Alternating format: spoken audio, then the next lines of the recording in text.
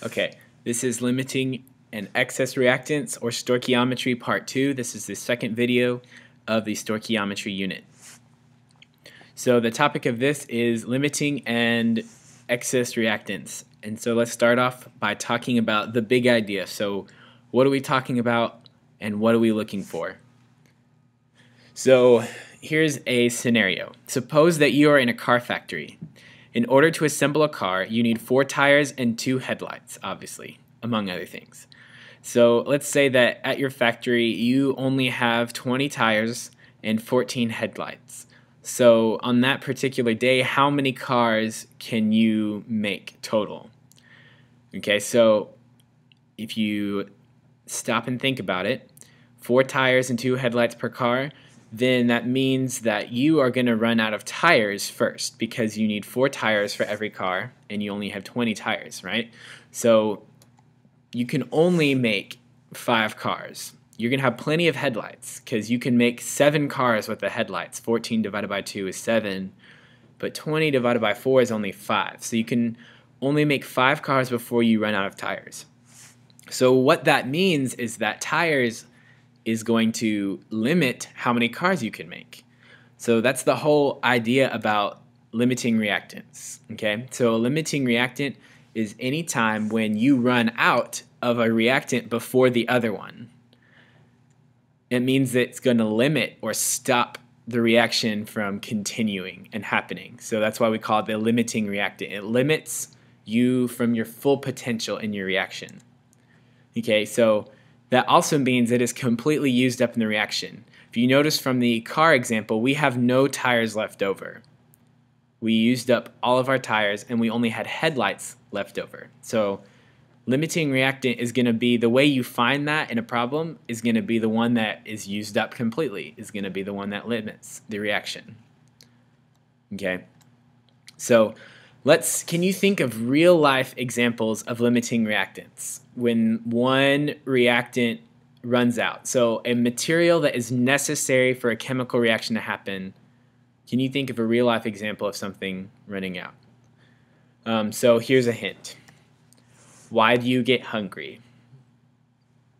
Well, it's because you run out of glucose. The reaction in your body runs out of food and glucose to use. So what do you have to do? You have to continually replace it.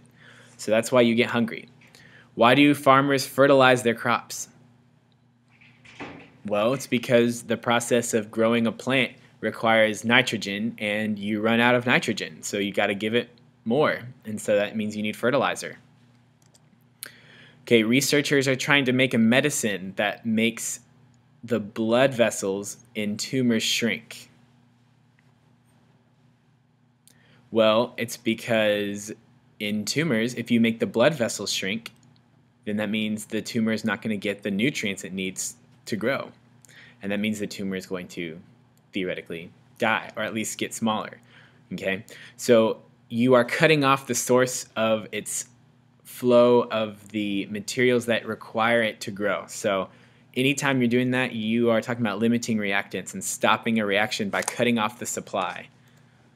Okay, so then the opposite, if something doesn't limit it, then that means something is going to be in excess. And the word excess means to have a lot of. If I said I told you that I had an excessive amount of money, which is not true, but if I did, that meant that I have a lot of leftover money after I've used it to buy groceries and rent and all those fun things.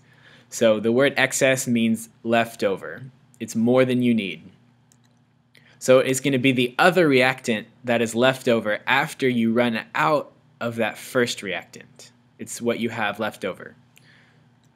And so obviously it is not used up in the reaction. Otherwise it would be the limiting reactant, but it's not. So it's the excess reactant. Okay? So here's a note. Anytime in a problem, if you are given 2 amounts of reactants, like they say 10 grams of this and 14 grams of this, that means you have to treat it like a limiting reactant problem because one of them is probably going to run out first. Very rarely do they give you 2 amounts and it's the exact amount you need. If they give you 2 amounts, you have to assume that it's a limiting reaction problem.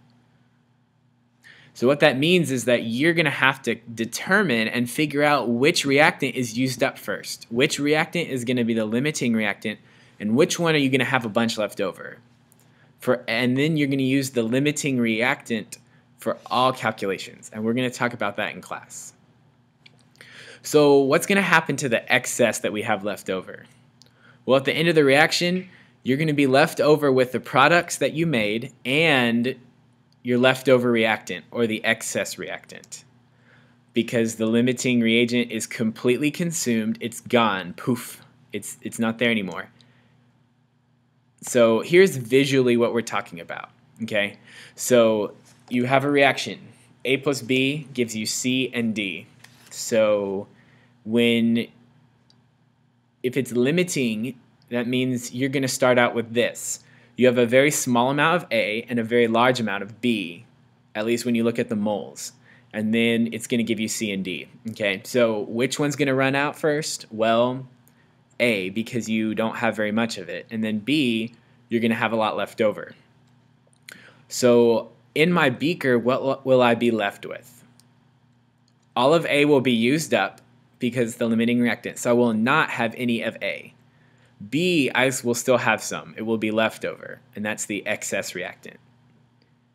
C and D, obviously, I should have. Otherwise, the reaction, I would need to have C and D as the products, so I'll have that left.